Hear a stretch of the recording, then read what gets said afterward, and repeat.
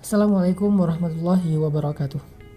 Teman-teman sekalian, sore ini saya pengen ngajak kita untuk belajar gimana cara sedekah yang bisa menghilangkan sifat kikir. Karena salah satu di antara tujuan dari ibadah sedekah itu adalah wa may yuqashuha nafsih, menghilangkan sifat kikir. Yuqashuha nafsih, menghilangkan rasa enggan di dalam hatinya untuk memberi, menghilangkan rasa cinta terhadap dunia sehingga dia gak rela kehilangan dunia. Itu adalah inti dari sedekah. Selain memang ada kasih sayang di dalam sedekah, ada belajar kepedulian di dalam sedekah, silaturahim juga ada di dalam sedekah. Tapi di antara sekian banyak goals dari sedekah, salah satunya adalah menghilangkan sifat kikir. Gimana sih caranya sedekah yang bisa menghilangkan sifat kikir? Bagaimana Al-Quran mengajarkan kita tentang sedekah supaya kita merasa bahwa memberi itu lebih baik dan lebih utama daripada menyimpan. Walaupun bukan berarti semuanya diberikan dan tidak ada yang disisain, enggak juga. Tetapi kita tetap merasa bahwa memberi lebih baik daripada menyimpan. Menolong lebih baik daripada diam. Menyenangkan hati orang lain lebih baik daripada memuaskan hawa nafsu kita tentang urusan dunia. Ini adalah salah satu di antara tujuan bersedekah. Makanya di bulan Ramadan sendiri kita diajarkan sedekah dengan memberi makan orang yang berbuka puasa. Dan ini sebetulnya kalau kita baca sejarah Nabi, memberi makan orang yang berbuka itu, kalau kita baca sejarah sahabat, bukan dari harta yang lebih saja, tapi kadang bahkan dari jatah berbuka kita. Makanya dalam tahapan-tahapan bersedekah itu ada 3 nih. Pertama, bersedekah dengan apa yang lebih. Allah berfirman, yas'alunaka madza yunfikun qulil 'af. Mereka bertanya apa yang mereka infakkan. Katakan, infakkanlah yang lebih. Ini adalah sedekah level 1, di mana kita bersedekah karena ada kelebihan harta. Dan itu juga ada ayatnya yang tadi saya bacakan. Yas'alunaka madza yunfikun qulil 'af. Mereka bertanya apa yang harus kami infakkan, baik itu zakat atau sedekah yang lebih. Level kedua dari sedekah itu adalah memberikan apa yang kita sukai. Allah berfirman di dalam surat Ali Imran, "Lan tanalul birra hatta tunfiqu mimma tuhibbun." Tidak sempurna kebaikan kalian atau sedekah kalian sampai kalian menginfakkan, memberikan apa yang kalian cintai. Dan level yang paling tinggi adalah memberikan apa yang kita sangat butuhkan. Allah berfirman juga tentang kaum Ansor, wa yu'thiruna ala anfusihim walau kana bihim khasasah. Mereka mendahulukan orang muhajirin daripada diri mereka sendiri walaupun mereka juga butuh. Mari kita dengarkan kisah-kisah dari 3 contoh sedekah ini. Pertama, sedekah dari harta yang lebih.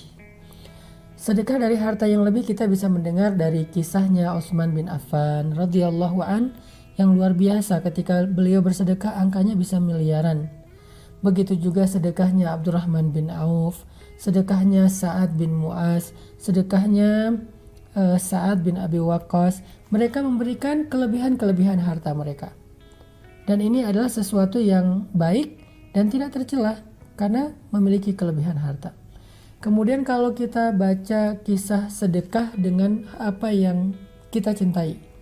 Nah, ketika ayat ini turun, surat Ali Imran juz 4 pertama di atas, lan tanalul birra hatta tunfiqu mimma tuhibbun, Nabi membacakan ayat ini kepada para sahabat. Kata Nabi, tidak sempurna sedekah kalian sampai kalian memberikan apa yang kalian cintai. Sahabat mendengar ayat ini dibacakan oleh Nabi langsung pada pulang, pamit, pulang. Tiba-tiba mereka berdatangan lagi dengan membawa harta yang mereka cintai. Ada yang membawa onta sebagai kendaraan favoritnya. Onta itu kalau sekarang mungkin kendaraan yang harganya sekitar 2 miliar. Karena ini onta perang, bukan onta biasa yang disembelih yang harganya 40 juta. Ada yang bawa onta perang, ada yang bawa kuda, ada yang bawa sertifikat tanah. Ya Rasulullah, ini adalah kebun yang paling saya cintai di antara harta saya. Karena di dalamnya ada banyak sekali pohon-pohon yang subur dan panennya setahun 3 kali. Saya ingin memberikan fisabilillah. Ya Rasulullah, ini saya punya aset rumah. Ya Rasulullah, saya punya pasar. Sampai yang paling kecil mereka memberikan apapun yang mereka miliki, termasuk pakaian. Ya Rasulullah, ini baju kesukaan saya, belinya di Damaskus, belinya di Suriah, dan sekarang saya infakkan fisabilillah. Ini kisah para sahabat berinfak, bersedekah dengan apa yang mereka cintai. Kalau yang ketiga, ini yang paling menarik adalah bersedekah dengan apa yang mereka butuhkan. Salah satu contohnya adalah kisah seorang sahabat Ansor yang suatu malam dia sedang duduk bersama dengan Nabi. Tiba-tiba datang seorang laki-laki muhajirin mengatakan, "Ya Rasulullah, saya baru datang berhijrah, saya belum makan, saya nggak tahu tinggal di mana." Kemudian tiba-tiba Nabi berdiri, "Adakah di antara kalian yang mau menjamu saudara kalian di rumahnya malam ini?"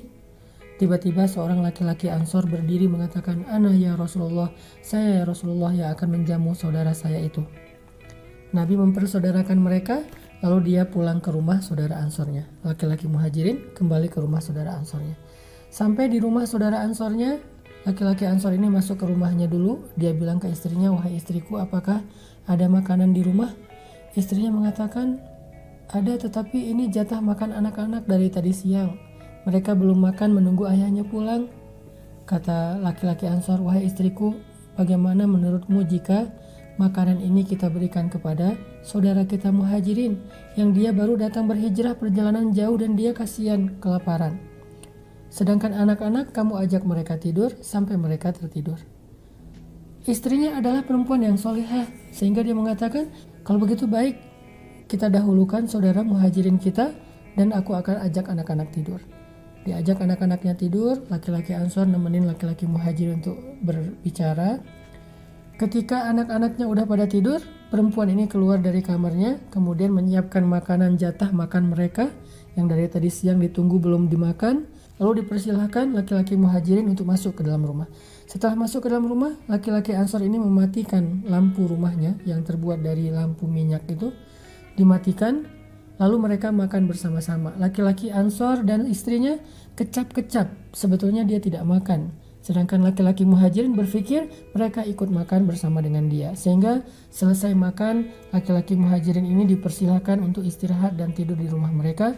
Sampai pagi mereka tidur dalam keadaan tidak nyenyak karena lapar. Ini kondisi keluarga Ansor. Wa yu'siruna ala anfusihim walau kana bihim khasasa wa man yuqa syuhha nafsihi faulaika humul muflihun. Orang Ansor mendahulukan orang muhajirin daripada dirinya, walaupun dia sendiri sebetulnya sangat membutuhkan hal itu. Barang siapa yang dibebaskan dari sifat kikir, maka mereka itulah orang-orang yang beruntung atau ahli surga. Ini contoh orang yang berinfak dengan apa yang dia butuhkan. Ini juga kita baca dalam kisahnya Sayyidah Aisyah. Karena Aisyah ini salah satu keistimewaan beliau adalah sangat dermawan. Ibunda Aisyah ini sangat dermawan. Satu hari Ibunda Aisyah sedang berpuasa di rumahnya, nggak tahu ini puasa sunnah atau Ramadan. Dan di rumahnya beliau hanya memiliki sepotong roti kecil yang keras. Bahasa Arabnya kalau nggak salah qadid, artinya roti keras yang kalau dimakan harus direndam dulu di dalam air. Tiba-tiba ketika siang hari Aisyah sedang berpuasa dan nanti pas berbuka dia udah menyiapkan sepotong roti dengan pembantunya berdua, satu potong roti bagi dua. Datanglah seorang perempuan dengan anak-anaknya ke rumah Sayyidah Aisyah mengadukan perihal mereka kalau mereka lapar. Mereka bilang, "Ya Aisyah, kami lapar, kami nggak tahu makan apa, segala macam." Akhirnya Aisyah bilang ke pembantunya, "Berikan roti yang milik kita itu." Kata pembantunya, "Ini jatah makan berbuka puasa kita." Kata Aisyah, "Berikan kepada mereka." Akhirnya pembantunya mengatakan, "Naam." Dia memberikan kepada pengemis tadi roti jatah mereka berbuka puasa. Lalu dia merasa bersedih karena dia nggak tahu nanti buka puasa makan apa kecuali hanya minum air putih. Tapi ada keajaiban yang terjadi. Menjelang waktu berbuka, tiba-tiba ada sahabat yang datang ke rumah Aisyah memberikan hadiah makanan, nasi yang di dalamnya ada kaki kambing panggang, udah lengkap satu porsi. Sehingga kemudian Aisyah memanggil pembantunya, dia panggil ke sini, dia bilang, "Makanlah karena ini lebih baik daripada roti yang tadi engkau berikan kepada orang miskin." Ini menjadi pelajaran penting buat kita bagaimana seorang Sayyidah Aisyah rela memberikan jatah makan berbuka puasanya cuman satu-satunya. Dan Aisyah sahur hanya dengan air putih dan dia menyimpan roti itu untuk berbuka, tapi dia berikan kepada orang yang lebih membutuhkan. Padahal Aisyah juga membutuhkan roti tersebut dan dia nggak pernah menyangka kalau nanti sore akan mendapatkan makanan yang lebih baik daripada apa yang sudah dia berikan. Dan lagi pula Nabi SAW bersabda, demi Allah tidak akan berkurang harta karena sedekah. Dan Aisyah membuktikannya, nggak berkurang jatah makan kita karena sedekah. Atau dalam riwayat yang lain Nabi mengatakan, demi Allah nggak akan bertemu sedekah dan musibah di hari yang sama.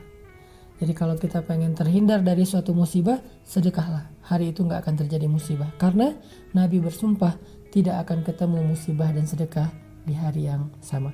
Mudah-mudahan kita termasuk orang yang bisa bersedekah dengan harta kita yang lebih, dengan harta yang kita cintai, bahkan dengan sesuatu yang paling kita butuhkan.